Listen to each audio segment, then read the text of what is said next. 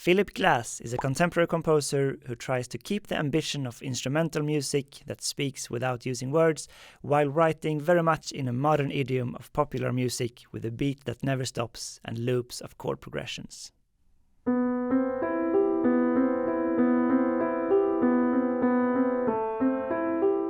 He's most known for his film scores, where this kind of music functions perfectly in the background as it keeps the momentum going, like in The Truman Show or The Hours, and the most iconic of all, Koyaanisqatsi.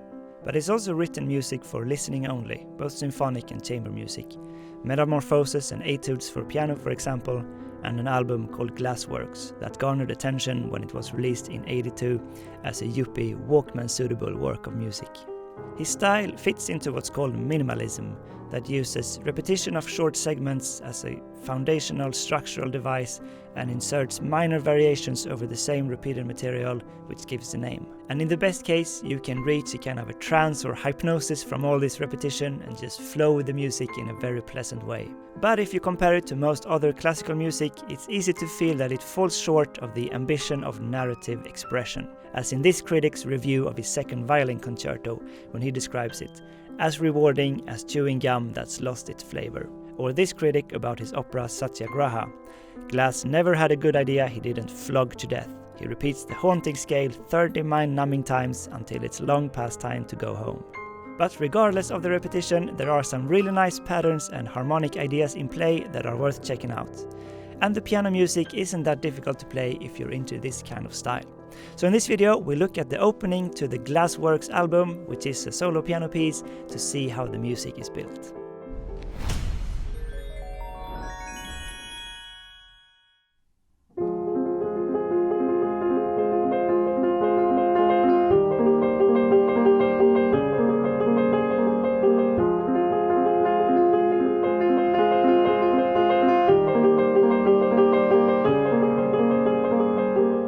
So you can pretty much see the repetition there. It's 4 bars that we get several times.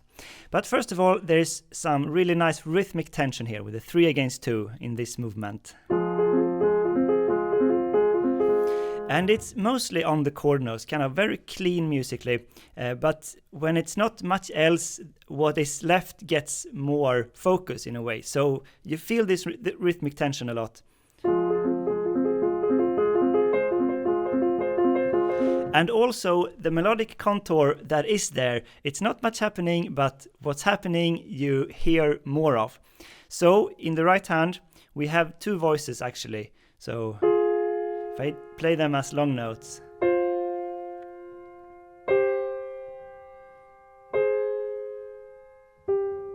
And they move in a counterpoint in those long lines with the notes. That's a little bit interesting to hear. Good counterpoint. So the C stays up here, and then the lower voice moves. And now let's take out the harmony. So F minor, establishing F minor for 2 bars. And then we go down to E flat major, but also with a C.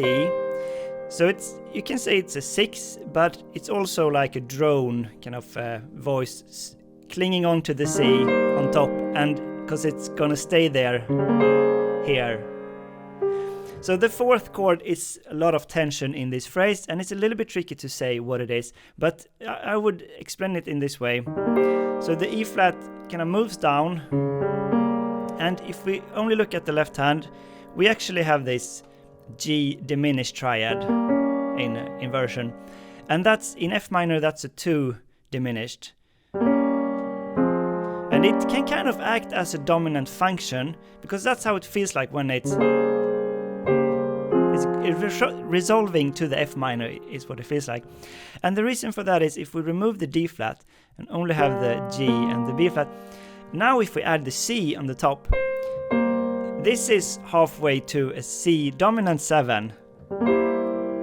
That's the dominant to F minor, but it's not with the E, so it's more kind of modal. But so what Glass does is it takes both of these chords together. That's not very common, but yeah, so it's very dissonant. Not that dissonant because it's 2 octaves apart, but still.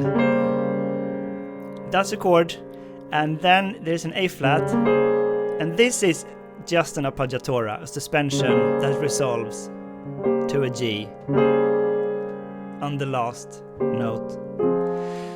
So it's only the last part of the triplet, but it's very important, this resolution, because it takes the voice down to F, back to F in the repeat. Okay, so that's the first 4-bar phrase. Always like this, tension and resolution. A lot of tension in the last bar and then resolving when we go back. Now we get it 4 times. It's actually misprinted in this edition that I bought from musicnotes.com. It's supposed to be 4 times. Like if you listen to it, that's the only thing that makes sense. But it's only written as 3 times. But so just if you have these notes, write in another repetition. And the final time we get a different ending to move on instead. So the final time sounds like this.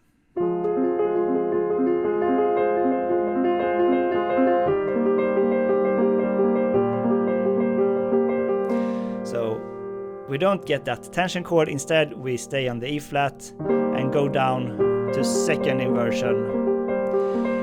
That prepares the next part. So after these 4 bars repeated 4 times, we get the second part of the piece, which is a new loop of 4 bars and 4 harmonies. So it sounds like this.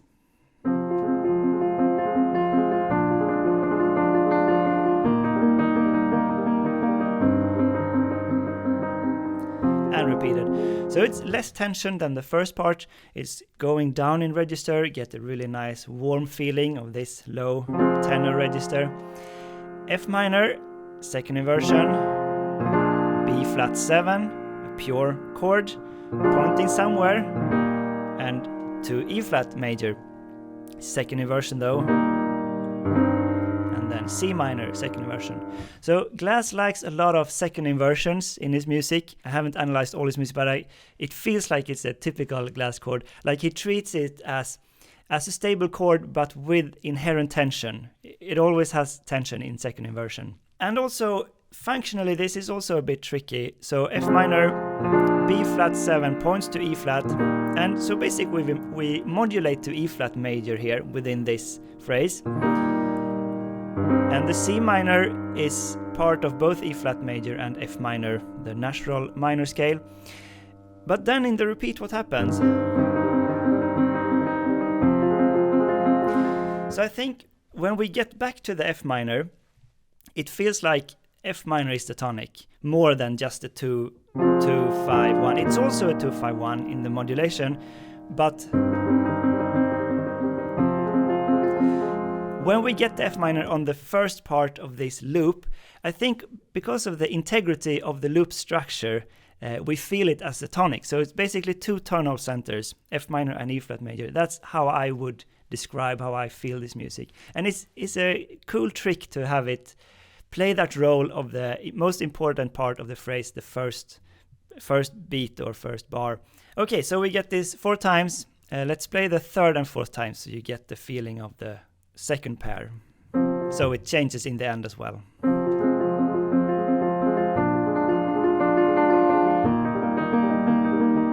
C minor, F minor, pointing, E flat major. So the last time we just stay in E flat major in first inversion.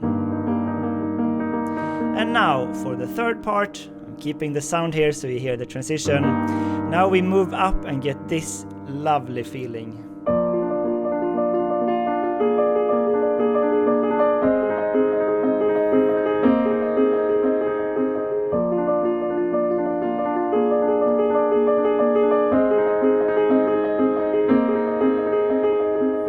So it's very light and positive. The second part is kind of a more minor and down here, or the first part maybe is the most minor. But here we move back up again and it's pointing upward, the melodic direction. Even the bass moves up. And harmonically, this is more to the E flat tonal center part. It's B flat, second inversion again, B flat 7. Kind of cheeky adding the 7, because it's a pure triad here. And then the 7. By the way, this bar is also a misprint in this edition. It's supposed to be that it starts on the lower note in the second bar here, so, and then go up. It's not like it says. And so if you listen to the original recording, it's what I said, start on the A flat, and it's kind of deviating from the pattern. Would be easier if it was just starting from the top note, but I think it's an important detail to actually switch up that pattern for this bar, because it makes the melodic thing, the little we have, it makes it a little bit more interesting, which I think is totally essential basically in this music. One final point of this detail, in the first part you have this kind of change of direction in the first bars, but from the other way. So we start on the low and then go on the up. Like it changes with if it's starting on the lower or high note of the pattern, which makes it more interesting than just.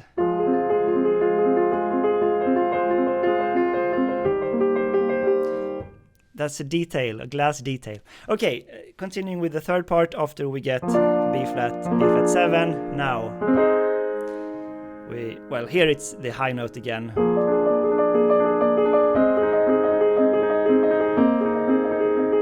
So, this is A flat triad. And then when the bass moves, it's basically a A flat add 9 with a bass. Or like, because you still hear, it's so clear the A flat triad, and then you just have this 9 here. Because it's not really a bass register, it's just middle register. But functionally, harmonically, I would say we're in E flat major tonality. It's dominant 7. A flat is a 4. So it's going from 5 to 4. Because if I play E flat, it feels like a tonic. Now this never counts in the music. It's always above that, and instead just go back to B flat, the 5 again.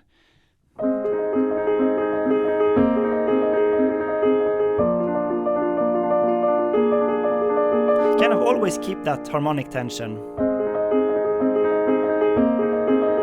Now if I play the third time, it changes already the third time now.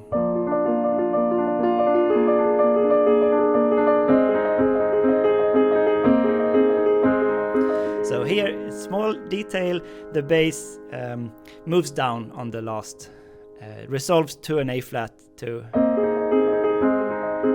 And now, so it's not the E flat, but here we get a proper deceptive cadence instead.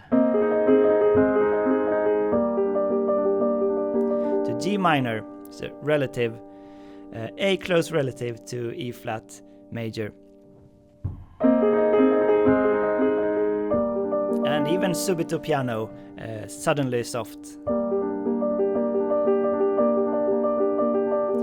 And this is the fourth time of the third part of the piece. Now we get like a punctuation in the phrase structure. So here we get a longer stretch of one harmony. It's changed harmony on basically every bar, except for maybe the first, when we established F minor in the beginning.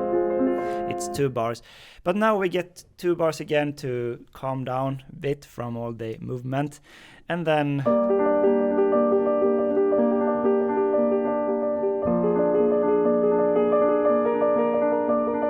so again, basically 2 bars, B flat 7 with a nice voice leading here, G going up in the middle voice.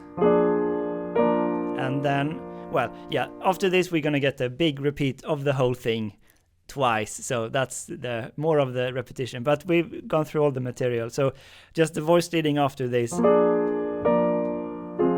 goes down to F minor, and that's basically all of the material we've gone through. If you repeat it all 3 times, you get a piece of like 6 minutes, 6.5, depending on the tempo. You can choose the tempo. Like I'm in the faster range. Some people play it more of a getting into the meditative zone with a slower tempo.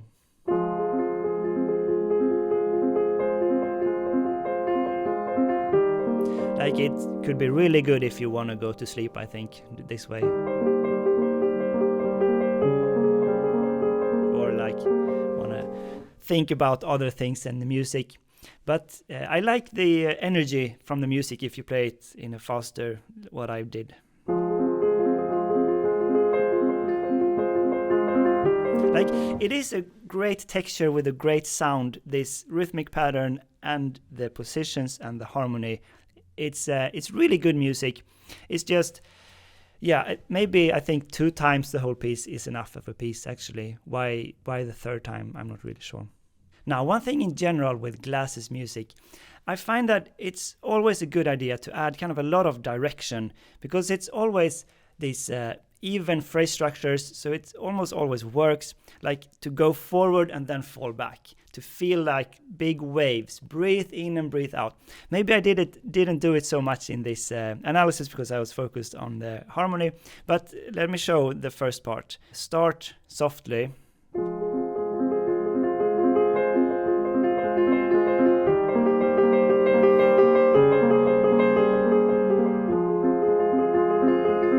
Grow, fall back. So the first part is much the most tension on the last bit, but like the second part is easier, I think.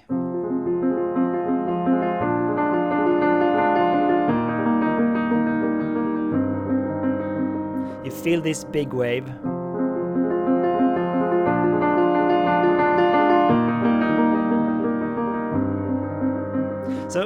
So much of the time it totally works and it adds music, and I think it's actually a point, because the material is often so kind of mechanic or almost industrial, it makes sense to add more organicness to it.